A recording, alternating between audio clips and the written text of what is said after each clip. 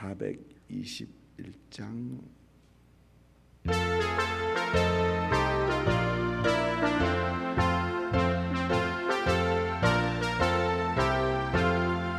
내가 예수 믿고서 죄 사함 받아 나의 모든 것 다 변했네.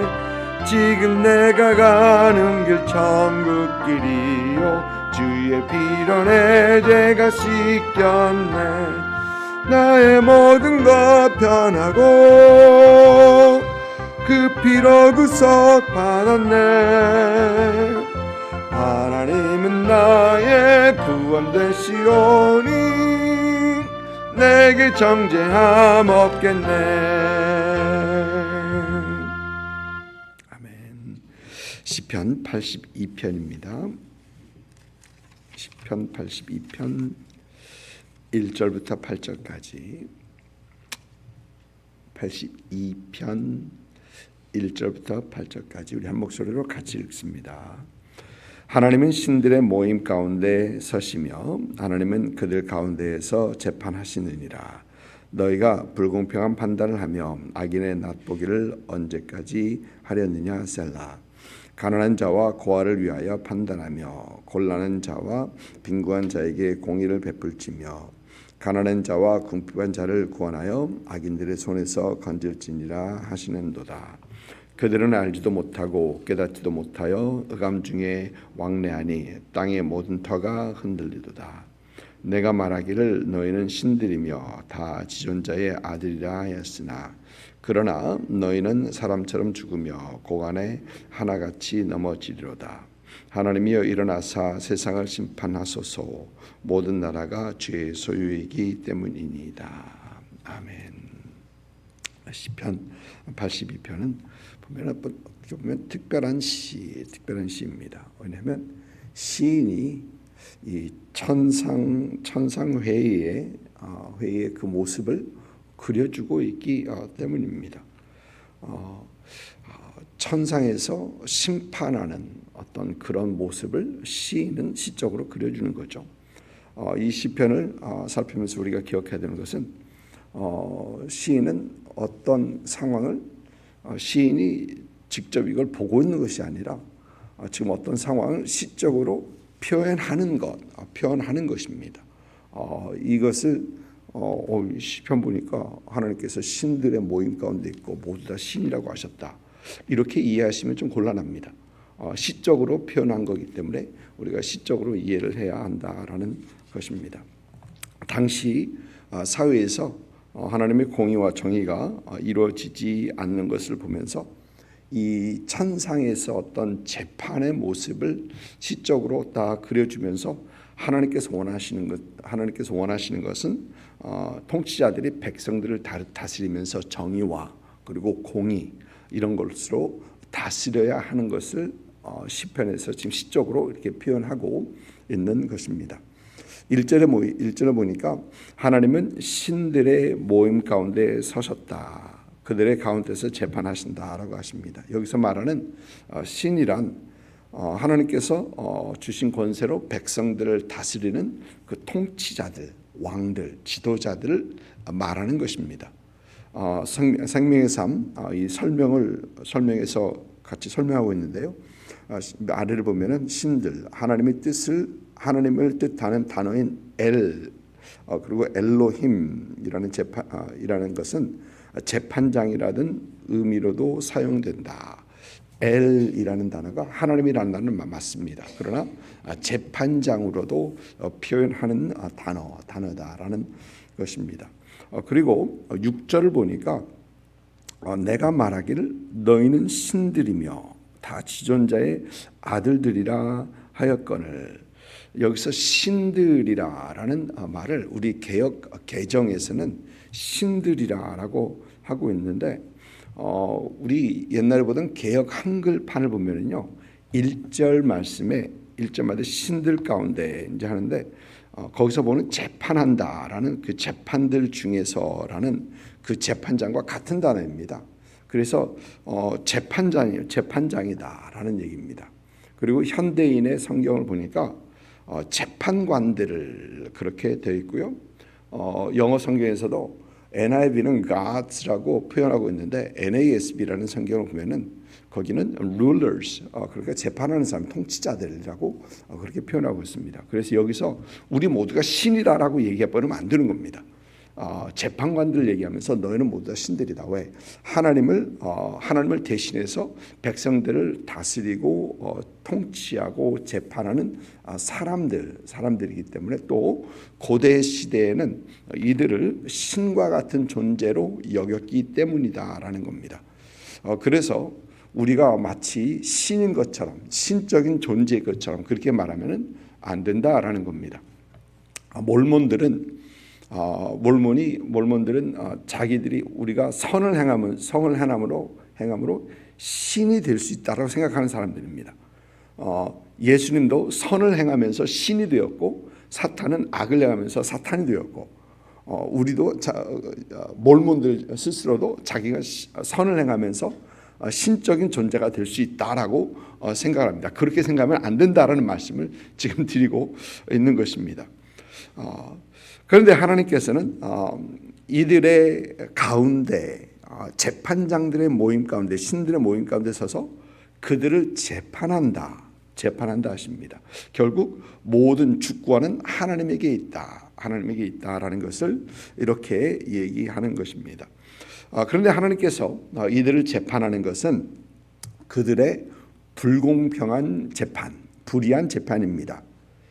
악인의 낯을 본다 보니까 2절 말씀 보니까 불공평한 재판을 하며 악인의 낯보기를 언제까지 하려느냐. 여기서 악인의 낯을 본다는 얘기는 악인들을 존중한다라는 얘기입니다. NIV 성경을 보니까 show partiality 그렇게 되어 있고요. 현대인의 성경에 보니까 악인을 두둔할 작정이냐 그렇게 되어 있습니다. 악인을 두둔한다. 어떤 재판을 하는데 악인의 편에 서서 악인에게 이로운 그런 재판을 하고 있다라는 얘기입니다.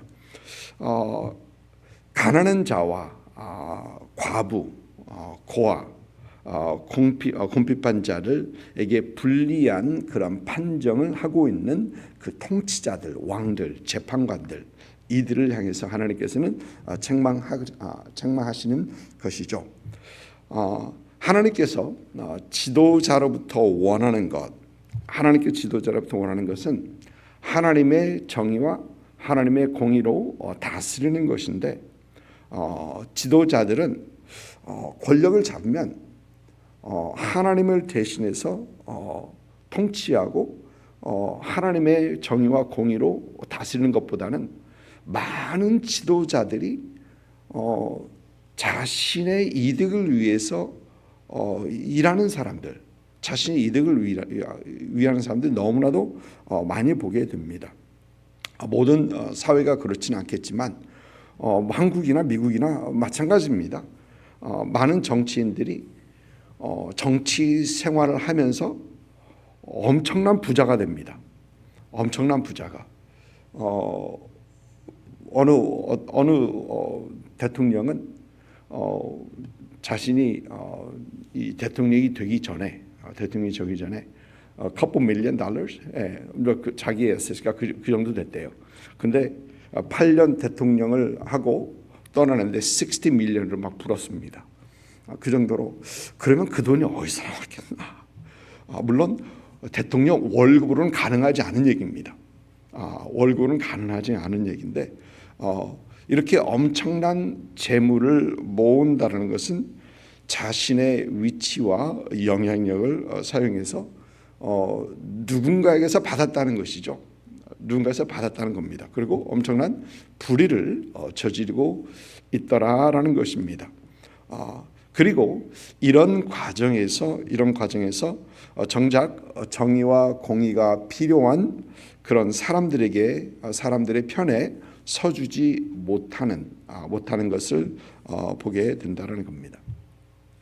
여러분, 우리는 성경에서 분명히 하나님은 가난한 자와 고아, 과부, 빈궁한 자를 살피시는 하나님이신 것을 우리는 성경에서 봅니다. 그 이유는 고대 시대에 이스라엘도 마찬가지였었습니다. 고아, 과부, 빈궁한 자들은 불의를 당하기에 쉬운 사람들이기 때문에 그렇습니다. 불의를 당하기에 취약한 사람들이 바로 이런 사람들 때문에 이기 때문에 그들은 또 많은 착취를 당하기 때문에 이제 그렇게 그렇습니다. 물론 모든 가난하고 빈궁한 자들이 불의 때문이라고는 할 수가 없죠. 불의 때문이라고는 할 수 없습니다. 일하지 않아서 배우지 않아서 노력하지 않아서 가난하고 빈곤한 자들도 분명히 있다라는 것이죠. 잠언서 6장을 보니까 여러분 잘 아는 말씀이죠. 게으른 자에게 개미에게서 가서 배우라라고 하면서 좀 더 자자, 좀 더 졸자, 좀 더 누워 있자, 손을 모고 좀 더 누워 있자면 내 빈궁이 강도 같으며 내 궁핍이 군사같이 이르리라라고 하면서 일하지 않는 자들이 당할 그런 가난, 궁핍함을 얘기합니다. 또 잠언서 24장에서도 같은 얘기를 합니다. 게으른 자의 밭과 지혜 없는 자의 포도원을 말하면서 가시 덤불이 퍼졌고 그 지면이 거친 풀로 덮였다. 그리고 돌담이 무너져 있다라고 하면서 6장에서 같은 말씀, 좀 더 자자, 좀 더 졸자, 손을 모으고 좀 더 누워 있자 하면 내 빈궁이 강도같이 오며 내 궁핍이 군사같이 이르리라라는 얘기를 6장과 24장에서 같은 얘기를 하고 있는 것을 봅니다. 하나님께서 불쌍히 여기시는 사람, 또 하나님께서 불쌍히 여겨야 우리로 하여금 불쌍히 여겨야 하는 사람들은 이런 사람이 아니다라는 것이죠. 사도 바울도 이 데살로니가 후서를 보니까 그 중에 아무 일도 하지 않고 일하기 싫어하는 사람들, 그리고 일만 만드는 사람들에 대해서 얘기하면서 누구든지 일하기를 싫어하는 사람은 먹지도 말게 하라라고 하면서 교회 안에 있는 게으르고 일하지 않은 사람들을 책망한 것을 봅니다. 그러나 사회에서 정의와 공의로 판단을 받지 못하고 불의를 당하는 사람들, 그런 사람들에 대해서는 우리가 불쌍히 여기고 그들을 변호해야 할 그런 필요는 분명히 있다. 그들은 그저 그들 사정이고 나는 나고라고 하지 말라는 겁니다. 그들의 아픔과 그들의 불의당함을 우리는 알고 보고 또 그들의 편에서 서 있어야 한다라는 것입니다. 일할 수 없는 상황에 있는 사람들, 그래서 가난한 사람들은 도와야 되죠. 꼭 도와야 됩니다. 필요한 사람, 그런 이유로 필요한 사람이 있으면 우리가 도와야 됩니다. 특히 불의를 당하고 있는 사람들을 보면 우리는 그들을 위해서 목소리를 분명히 내야 합니다. 왜냐하면 불의에 대해서 침묵하고 있으면 그 불의와 동의하는 것과 마찬가지이기 때문에 그렇습니다. 요즘 누구한테 뭐 맞고 당했는데 그것이 영상에 뜹니다. 전체가 다 영상에 뜹니다. 그러면 그런 생각을 해봐요. 저 영상을 찍고 있는 사람은 지금 뭐 하는 사람인가? 분명히 맞고 있는데 거기서 돕기보다는 전화를 꺼내서 먼저 이걸 찍고 있다라는 것, 이걸 누가 찍었어? 찍고 있는 사람은 뭐 하는 사람인가?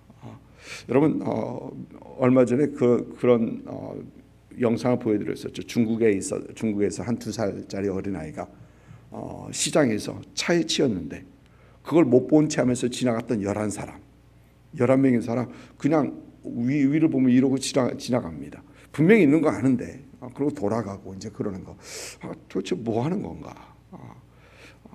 우리는 그렇지 않아야 된다라는 것입니다.